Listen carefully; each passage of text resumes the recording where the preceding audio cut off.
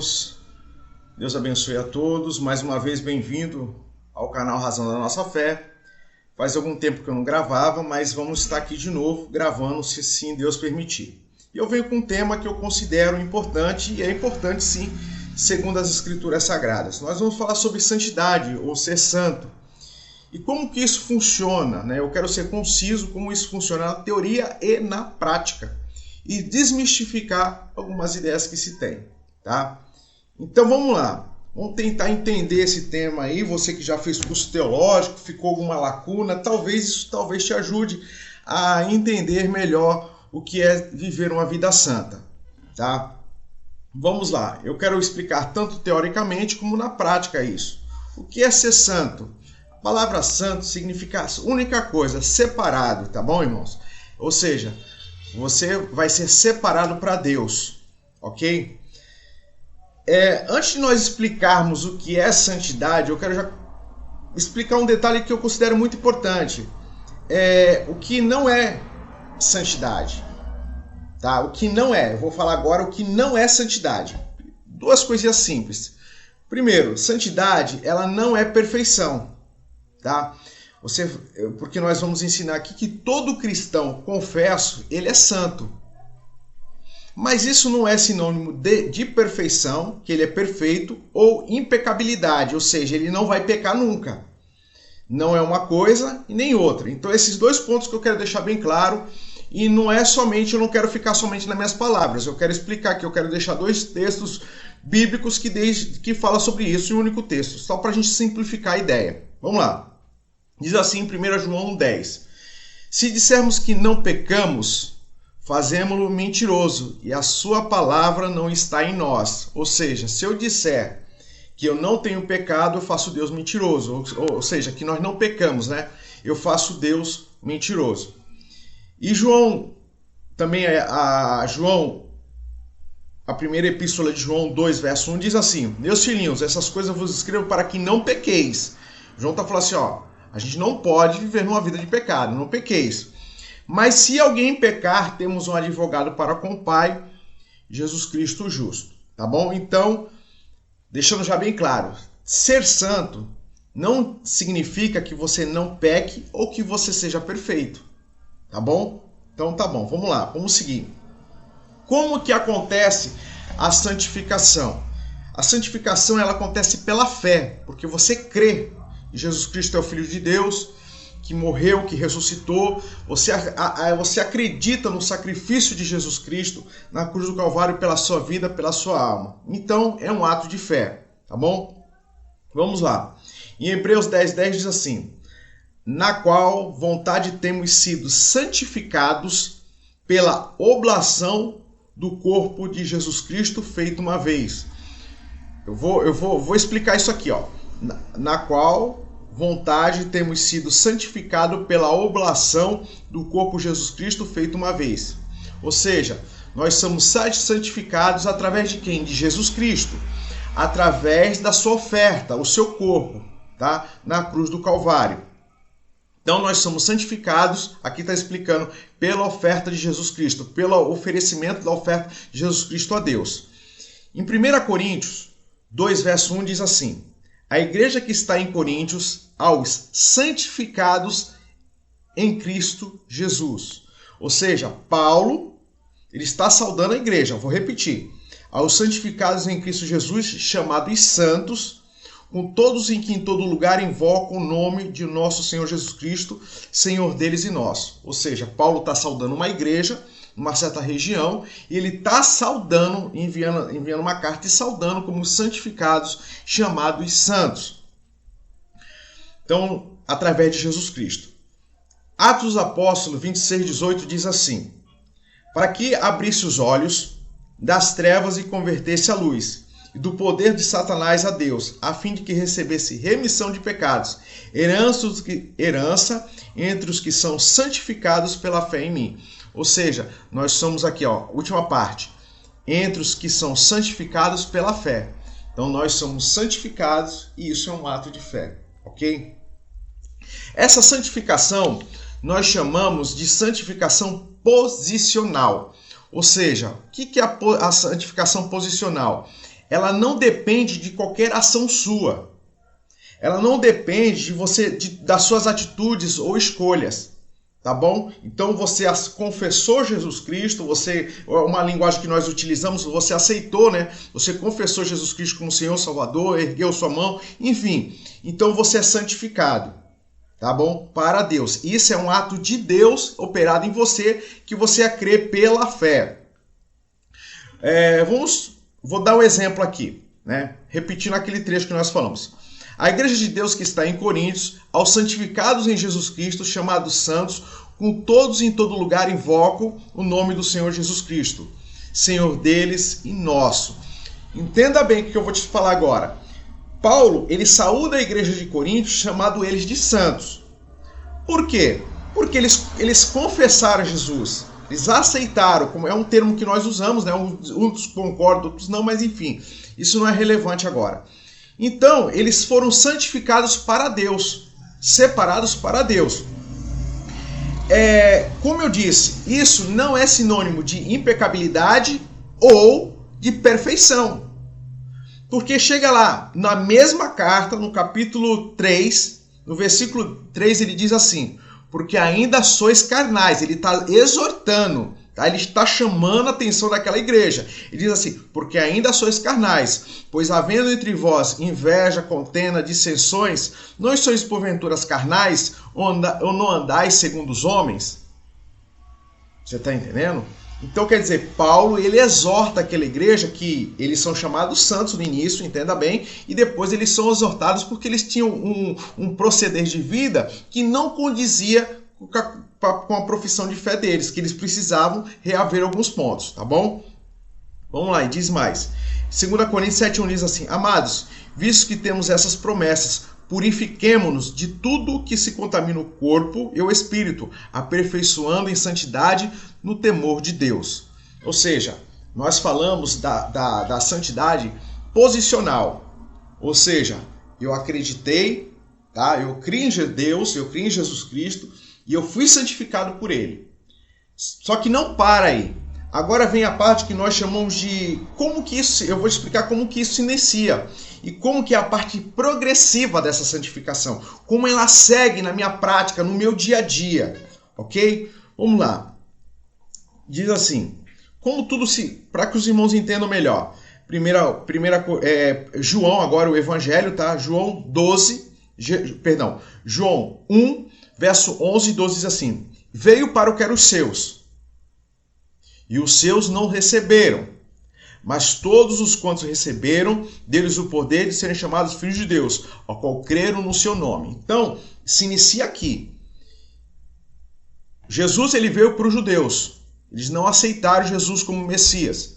Então, aqui diz assim: viu para que eram os seus não receberam. Mas você que recebeu Jesus, você recebeu de ser chamado, o poder de ser chamado filho de Deus. Deixa eu abrir um parênteses aqui muito interessante. As pessoas que não confessam a Jesus, que estão no mundo, né? É uma expressão também outra que nós utilizamos, que todos nós, enfim, estamos no mundo, mas eu acho que você entendeu o que eu quis dizer, que não confessam a Jesus ou que não seguem a doutrina cristã, elas não são filhos de Deus. Você se torna filho de Deus quando você confessa Jesus e começa a se esforçar para viver o Evangelho de Jesus Cristo. Aí você cria uma identidade com o Senhor Jesus.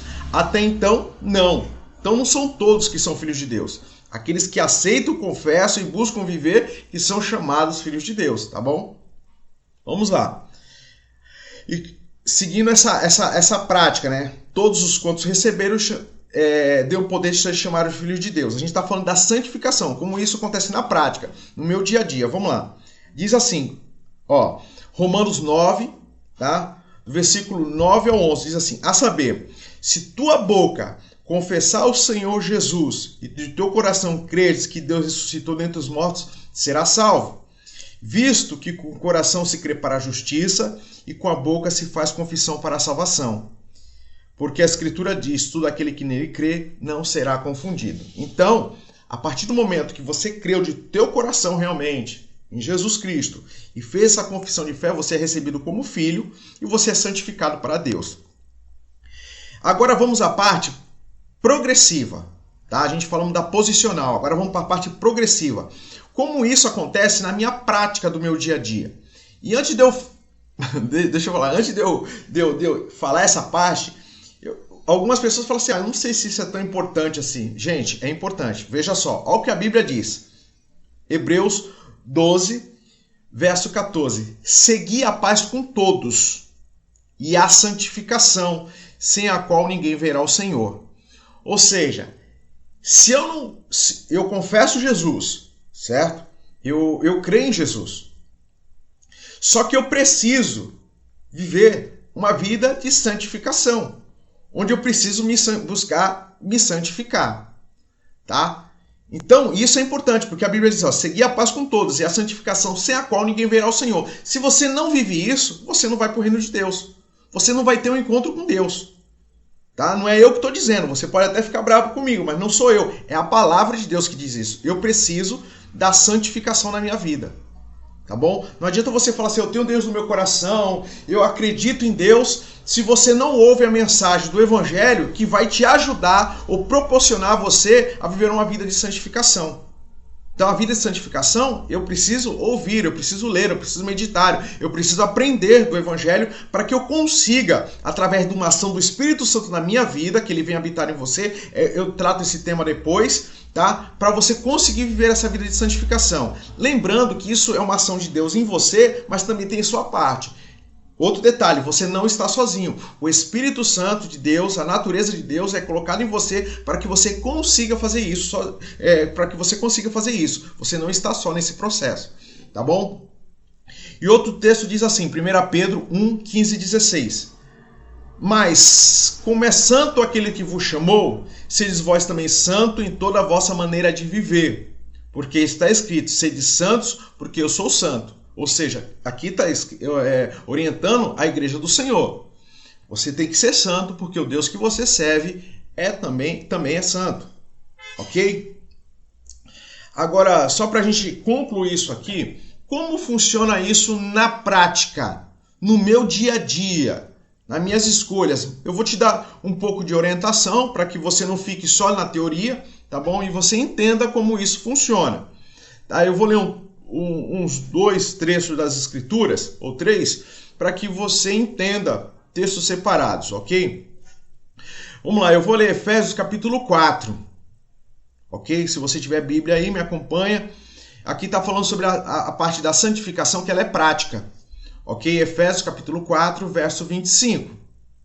Diz assim em diante, tá bom? Até o versículo 29.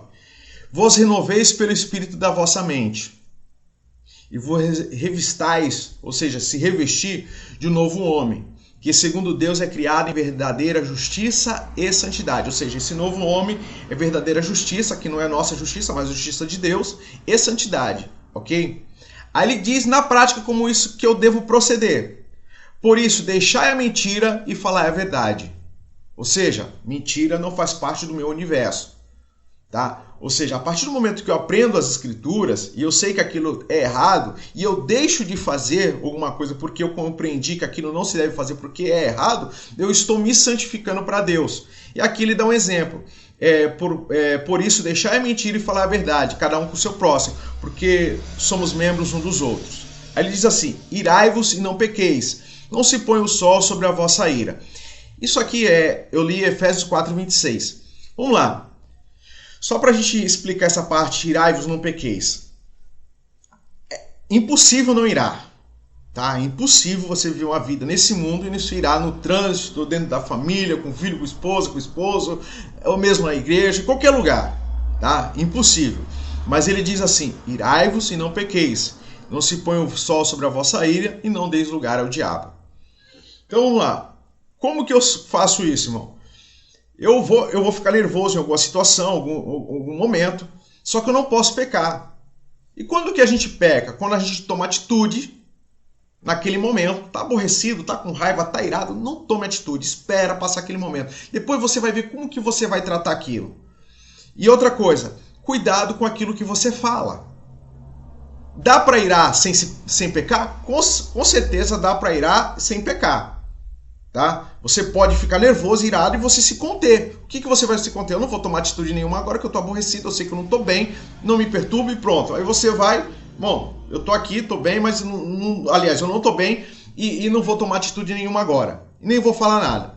Porque depois, talvez de mente fria, vendo os dois lados, ou vendo tudo, o contexto todo, você tem outra resolução, você tem outra maneira de resolver aquilo. Então isso é irar no pecar, tá? Vamos lá. E não se põe o sol sobre a vossa ira, ou seja, aquilo que aconteceu naquele momento, ore a Deus depois, para que Deus acalente o teu coração, acalme, te dê paz, e não carregue aquilo para você, ok? Porque se você fazer isso, você está dando lugar ao diabo para criar uma situação maior.